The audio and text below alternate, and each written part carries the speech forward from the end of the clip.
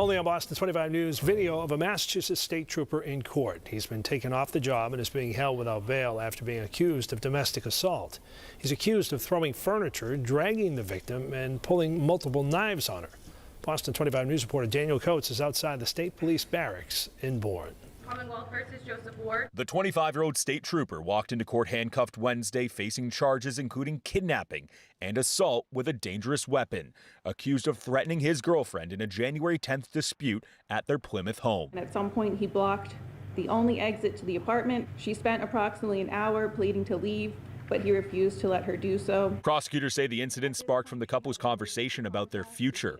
Ward allegedly forced his girlfriend, an officer with Barnstable Police, to call out of work that night during a violent episode. He began to throw furniture. He then grabbed her, gripping her by the arms, picked her up off the ground, shoved her backwards onto the couch and onto the floor. Court documents claim he grew even more enraged when she texted a code message that she was in danger to an emergency contact. He then went to the kitchen, grabbed approximately 6 knives.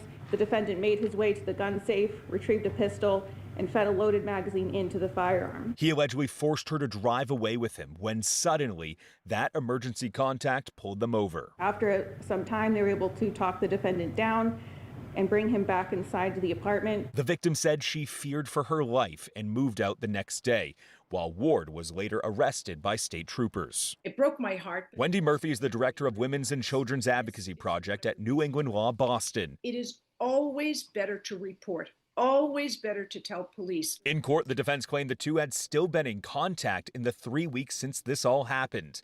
Murphy called this another example of rising domestic violence in Massachusetts. Here's a woman who's very empowered, a woman with a weapon, a woman who knows the law, a woman who knows her rights, and yet look how vulnerable she was. And inside court, our crews noticed a few Barnstable police officers seemingly standing in solidarity with their coworker. Ward is expected back in court next week for a dangerousness hearing, and the defense claims that they will plead not guilty. On scene in Plymouth, I'm Daniel Coates for your local station, Boston 25 News. And state police tonight tell Boston 25 News in part, quote, the Massachusetts State Police maintains a zero-tolerance policy against all forms of domestic violence.